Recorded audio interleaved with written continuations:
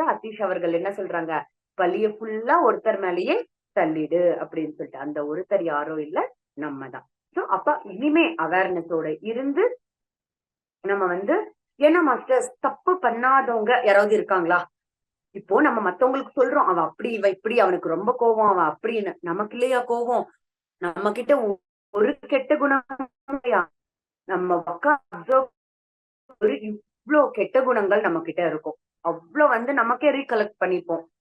இதுக்கு ஒரு குட்டி நடந்த கதை பாருங்க மாஸ்டர்ஸ். ஜீசஸ் கிரைஸ்ட் ஒரு நாள் வந்துட்டு போகும்போது அங்க ஒரு ஊர்ல வந்து ப்ராஸ்டிடியூட்ட போட்டு கல்லால ஃபுல்லா அடிச்சிட்டு இருப்பாங்க. ஓகேவா? சோ ஜீசஸ் கிரைஸ்ட் போயி நிறுத்துங்கன்னு சொல்லிட்டு, யார் ஒருத்தர் தப்பே செய்யலையோ, அவங்க மட்டும் அடிக்கலாம் அப்படின்னு சொல்லிட்டு சொல்லுவாங்க.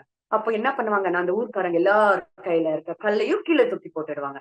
ஏன்னா எல்லாருக்கும் தெரியும். கண்டிப்பா அவங்க தப்பு செஞ்சிருக்காங்க அப்படின்னு சொல்லிட்டு.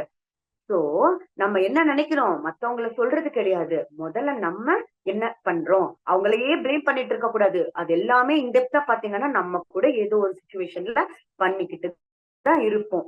ஓகேவா மாஸ்டர்ஸ்?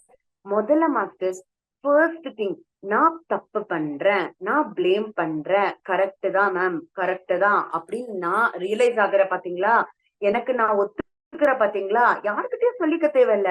நமக்கு நம்ம உண்மையா இருந்து ஒத்துக்கிட்டாலே, அங்க ஹால்ஃப் நீங்க பாஸ் ஆன மாதிரி தான்.